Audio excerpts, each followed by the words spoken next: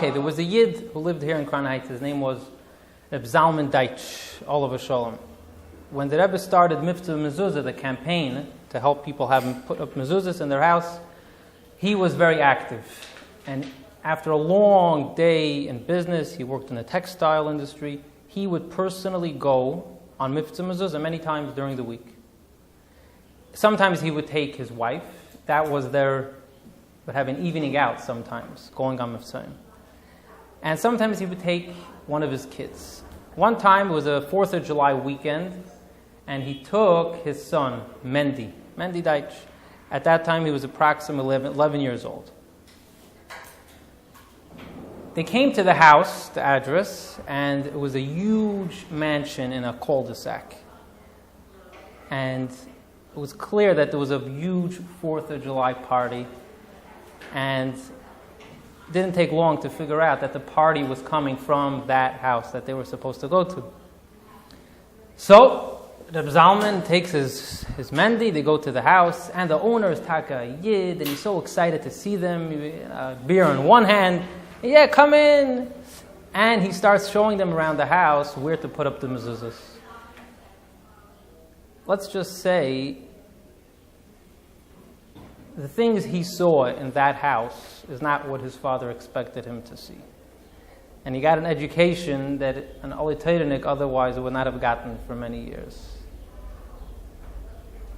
So they go through the house, one room after the next, but they put up the mezuzahs.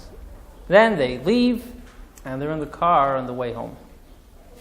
Try to put yourself into the little boy's head for a little bit. He's sitting in the car. He knows what he just saw. He knows that his father knows what he just saw. But how does a kid like that start the conversation with his father? Or put yourself in the father's shoes. You just expose your kid to something you were not expecting. What do you tell your kid?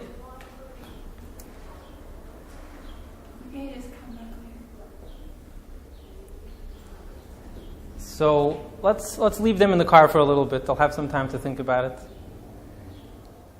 Part of it is something based in Mishnah, first Mishnah in this week's parak.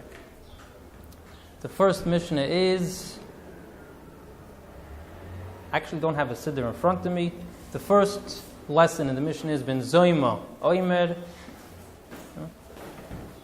Ben Zoyma Oimer.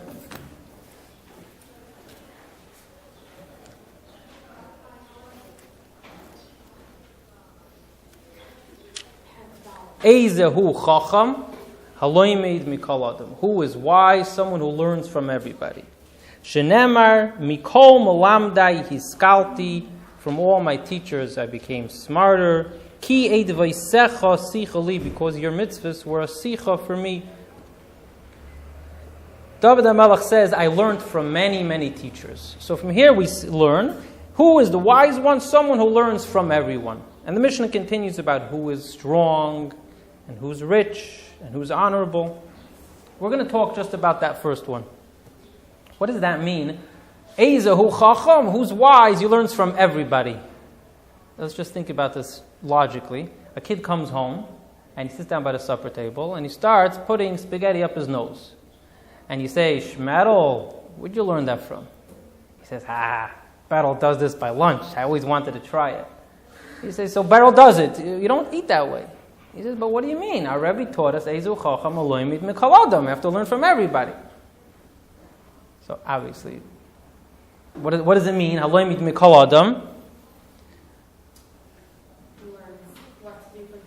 Yeah, you learn what to do.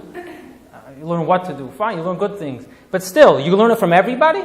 If you wanted to give your kid piano lessons, and your kid says, okay, where are we going to get the lessons? Then you say, oh, mikol adam, anyone. Whoever's teaching lessons, we'll just take them as a teacher.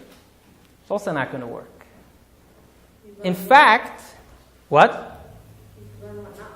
Okay, you could learn what not to do. Very good, we'll get to that. Some of the Mefarshim on this Mishnah therefore say that's what the Mishnah is saying. Some of the Rishonim, they say that, you know what Eizu chacham aloimin mikol adam means? A wise person chooses specialists. He learns each subject from the specialist in that field. So that very much limits the Mishnah. Ezehu chacham halemid mikol adam, he's able to find the right person for each topic. There's another issue here, though. It's a much deeper one. It's really the key to the Mishnah. But it's a question. The Gemara says a story. There was a Tana called Elisha ben Avuya. And he was a big Talmud Chacham. But then he went off the way of Torah mitzvahs. Rabbi Meir was in his time. And Rabbi Meir still went to learn Torah from him. It's a long story in Gemara Chagiga about the back and forth between him and Elisha ben Avuya. But the Gemara there says, how did Rabbi Meir learn Torah from him? How was he allowed to, someone who doesn't believe in what he's teaching, someone who's not an example of the Torah mitzvahs, you're not allowed to learn from them? You know what the Gemara answers? Rabbi Meir was allowed to. Not everybody's allowed to. True. Rabbi Meir was capable. It says he found a rimoin. He found pomegranate. He ate the fruit. And he threw away the shell, the peel. He threw away. He was able to take the good from Elisha ben Avuya and leave the no good. But it's not for everybody. There's a very chashuv sefer on this mission in Pirkei Avos called Divrei Avos from the Buchacha Rav. Very prominent Rav around the times of the Mittel Rebbe, Tzemach Tzedek, the Rabbeim bring him a lot. And he says, pshat in this Mishnah, that it's not for everybody. Ezehu chacham, you want to know who's a real chacham? Someone who reached the level of Rabbi Meir. That he's able to learn something good from everyone, even if the person is not a good example. Again, that Mishnah, though, makes this very, very limited.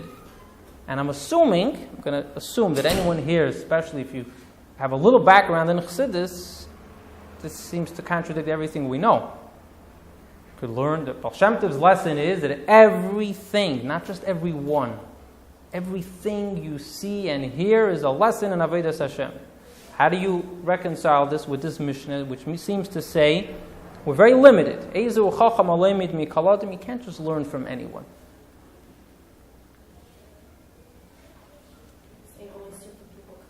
Only certain people could learn from everyone. That's what it seems like.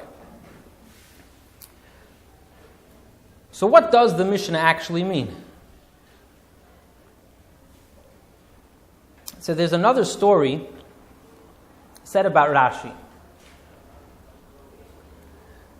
The story, the way that Rabbi repeats the story, he says teachers typically repeat this story when they teach about the ephod. In Parshas Tetzaveh, you're learning to be teachers. Yeah, we learned it in the Parsha class. Very good. That when Rashi gives the pirush on the ephod, he says, what's the ephod? What kind of ephod was it? The kind that noble women wear when they ride horses. So says the Rebbe, there's a story that teachers say when they repeat this Rashi. And the story goes like this. Rashi was once walking on the street, and as he was walking, he saw a French noblewoman riding on a horse. Rashi was very disturbed by the scene. Rashi, a tzaddik like that, should see, it's a very not edel a thing to look at. The Gemara says that a woman riding on a horse, it's not even nice to say the word roichev. The Torah doesn't even use the term roichev by a woman riding. It's not appropriate. Rashi was disturbed by having to see this. And he was bothered by it till he came to get Parshas Tetzaveh. And he had to figure out what did the ephod look like. And then he chapped sich, from what I'm seeing in Sfarim, what I Libi Oymerli, my heart tells me that it looked just like that apron. That ephod that the French noblewoman was wearing. Says the Rebbe like this.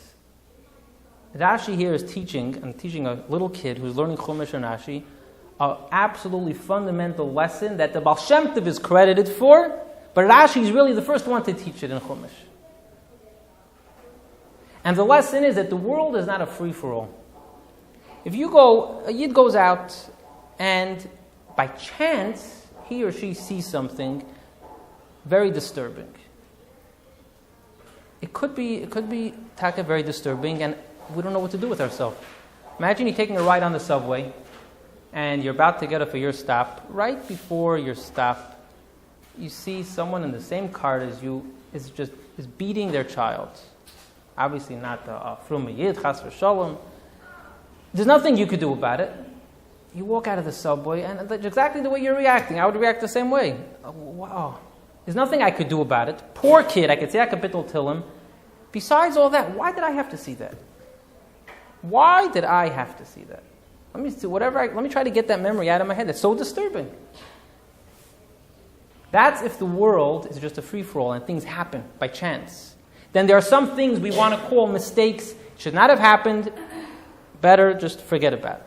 Comes the Baal Shem Tov and says everything that happens is precise. So Rashi is teaching us that lesson. Rashi says there's a reason why I had to see it, but I couldn't figure out the reason. What was going to be the benefit of seeing such a sight? When I started writing the Rashi on Chumash in Parshas Tetzav, I realized, this was a lesson to me.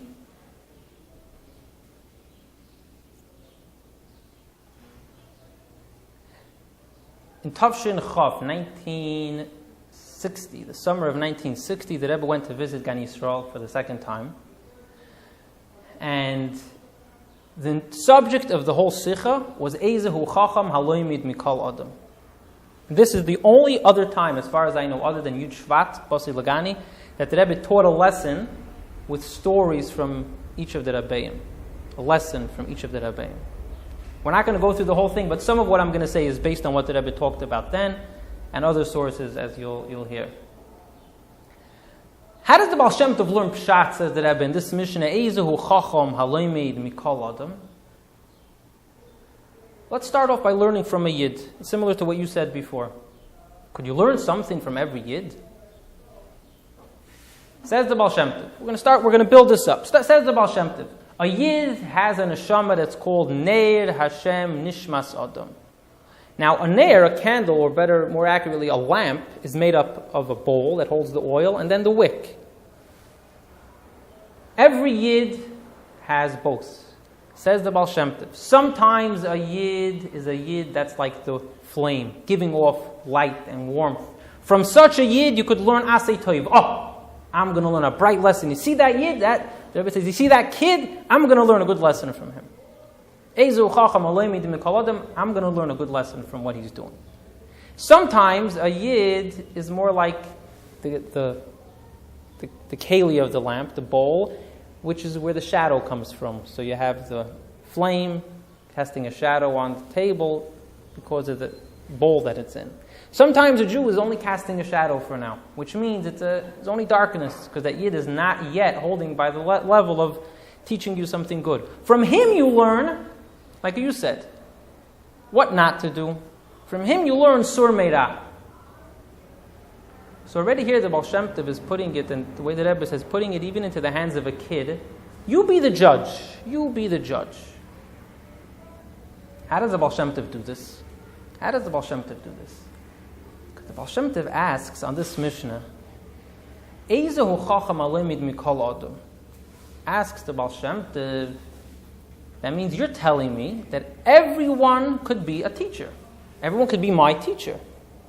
If I have to learn from everyone could be my teacher. Is everyone qualified to be a teacher?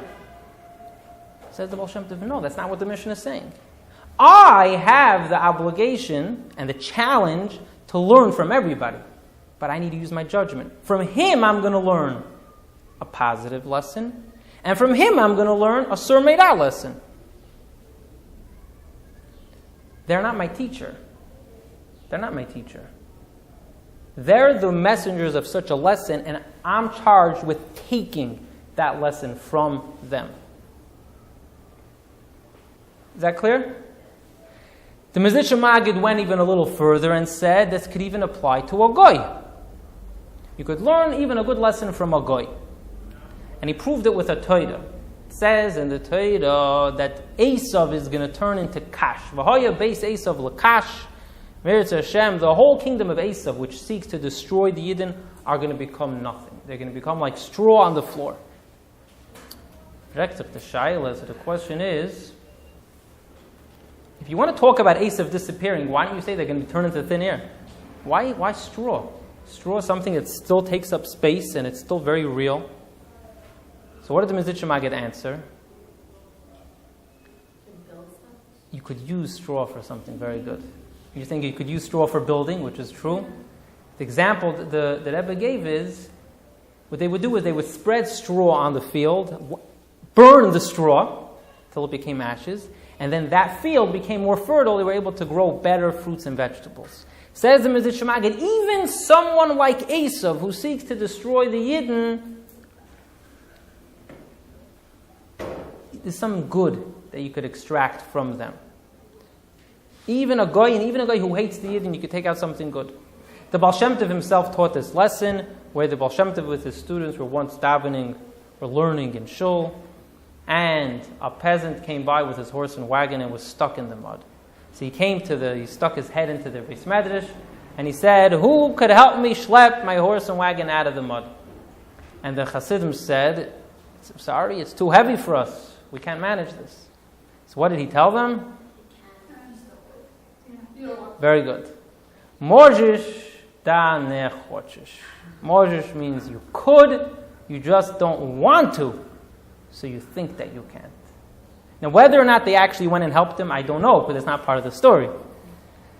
But the Baal Shem Tov said, let's learn a lesson from this guy.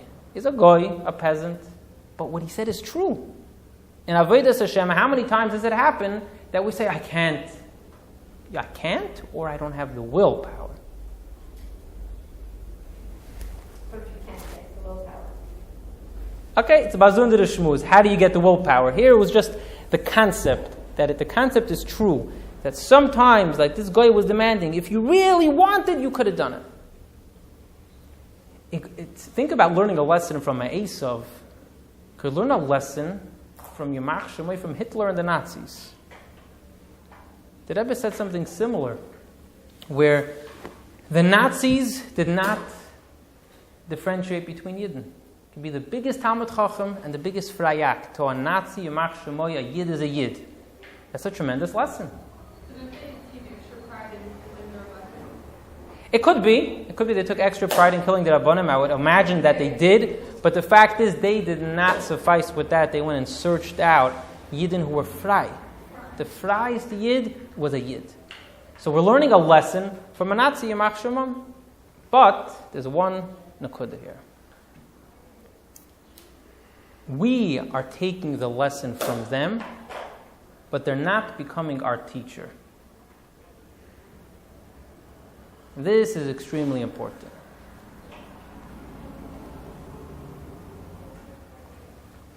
One of the most famous examples that we have as Chassidim, that you could learn a lesson from everyone. A hint, we just had it in Hayom Yom a few days ago. From a Ganav, you could learn 7 lessons from a thief. Detail is important, swiftness, and most importantly, the Rebbe would repeat all the time, if you didn't succeed, try again. 7 lessons from a Ganev, a thief. So, Getzel Rabashkin, Shol Mordechai's son, he told me the following observation, which I think is brilliant. He says, so a Ganev is the best teacher for these 7 traits. That's where Reb Zusha and Apolli learned them from. So how about we have this new Seder, okay, your student teachers. How about if we have, part of the curriculum is, we bring a Ganev, we go up to Sing Sing or to one of these prisons upstate, and we get a professional thief. We have him come to Aliteira and to Beis Rifka and all the other schools to teach the 7 lessons, 7 good habits or whatever, the 7 lessons of how to succeed. Who's a better teacher than the Ganev himself? You need the B'zushit to say, I learned it from a Ganev. Get the Ganev. What's the answer to that? He's not a teacher. The point is, we are meant to take lessons. Means, am I capable of taking the lesson from him? But I can't make him into my teacher. And that's a caution that we need. Am I going a little bit too far where I'm now accepting this person as my teacher as well? There was someone told me this. It's not important who or where, but it's a true story. That they would bring down speakers to talk about Shleimus Haaretz in their community. And who would they get? In order to impress the crowd and to get people to really, to be attracted to the events, they would get mostly former IDF soldiers or figures of the army, generals, and it was very, very effective events that they had. The person who ran some of these events, his son ended up going to the army. Now, the army, chas v'sholom, is not a bad thing, but where this boy was headed, he was a regular yeshiva bacher. He should have continued the whole yeshiva. He decided to drop out of yeshiva and go to the army. They dug a little bit, the father dug a little bit. What was the story behind it? Why did his son leave yeshiva and get so fired up to go to the Israeli army? And he realized it was these events. His son came to the event, and he actually didn't hear the whole speech. He wasn't so taken by the speech or Shleimus Haaretz. He kind of missed the point. He didn't take the lesson, he only took the teacher. He said, I want to be like that. He heard the stories of the guns and the fights and the army tanks and the missions, and that excited him. So you put up the guy to teach the lesson. It's not right for every single crowd. That, I don't want to give identifying details. It's not necessary. But for that crowd, especially with such boys in the crowd, they learned more than they should have. And instead of taking the lesson, they accepted that person as their teacher.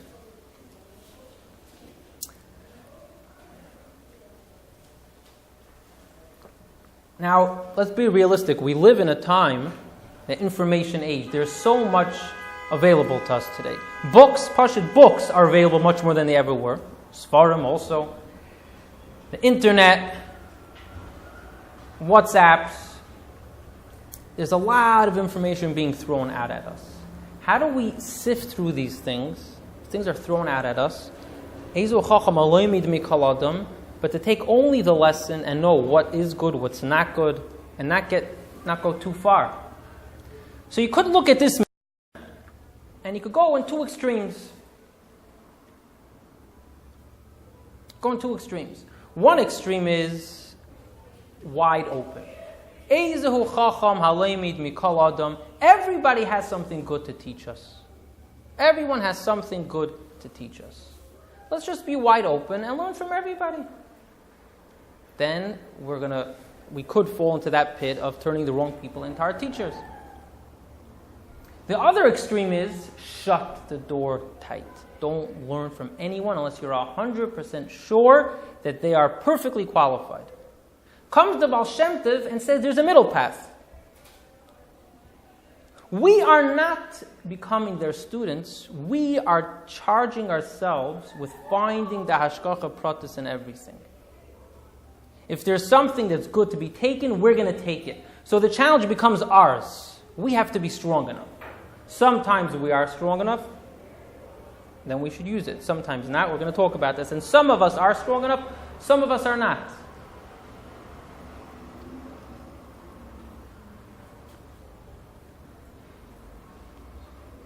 The Rebbe wrote a letter to the chief rabbi of Eretz Yisrael, the Sephardic chief rabbi, Rabbi Uziel. At the end of the letter, the Rebbe writes to him, I'm going to make a short observation, although it's very important. The observation is like this. He says, I read your writings, and I noticed that in your writings you quote a certain book. Says the Rebbe like this.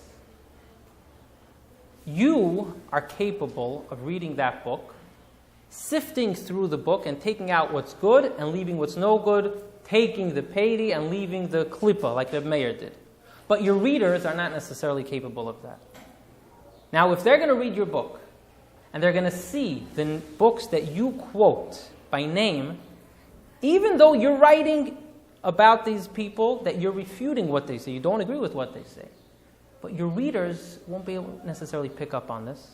Your readers will take it as an example of, if the Rav has this book in his house, it's probably an okay book to have, maybe I should have it in my house. So the Rebbe is telling this to the Rav Harashi of Eretz Yisrael, how careful you need to be.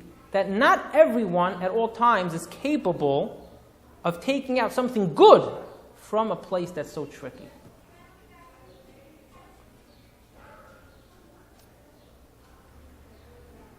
One second.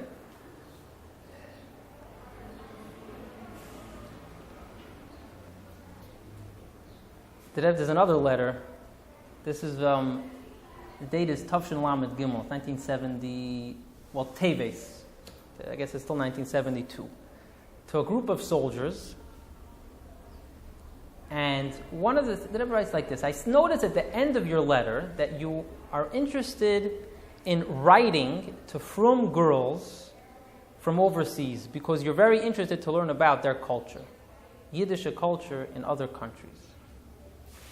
Says the Rebbe, it's understood that this is a tremendously good thing for Yidden to learn from each other, and they'll also be able to learn from you based on the Mishnah, Eizehu Chacham Haleimid Mikol Adam. That means everybody has something good that they could teach and they could learn from. However, from the fact that you emphasize in your letter that you plan on writing only to girls, these were boys. These were boy soldiers. The fact that you write, you're only writing to girls is a worry for me. And that I don't approve of. Because the purpose of writing is to learn only about the culture of Yiddishkeit and the good. But I'm afraid that because of this complication of boys writing to girls, the conversations will go to other things, and it may end up complicating shidduchim. And these are topics that are too serious to be discussed through letters. So what's the Rebbe telling these people? The Mishnah says, Eizehu chacham aloimeid mikol adam. But I'm telling you, no, don't learn from these girls. Is that what the Rebbe is saying? The Rebbe is saying, in your position, if you write to these girls, you're going to be taking more than what you need. You're not just going to be taking a lesson in Jewish life and society in America or in England.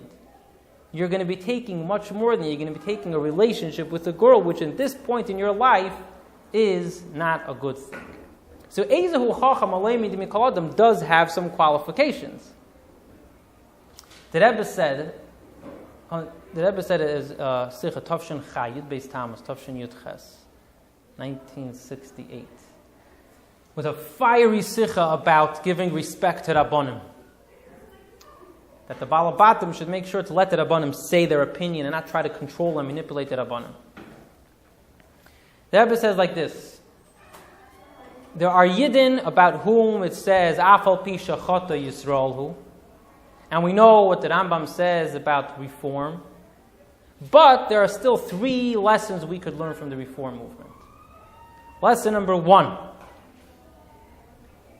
they don't talk during Chazaras Hashatz and Kriyas HaTorah.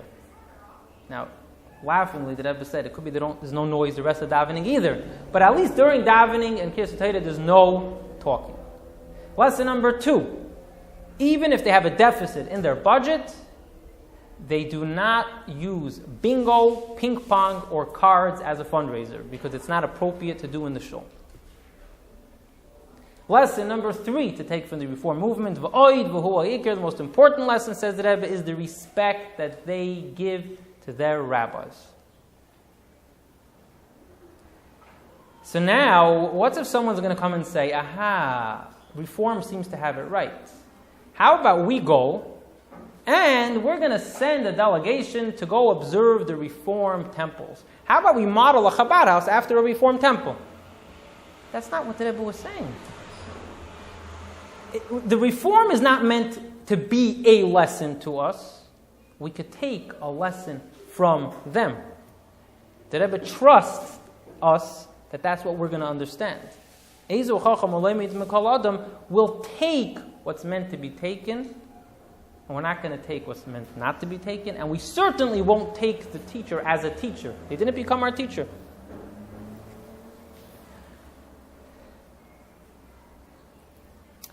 They actually just printed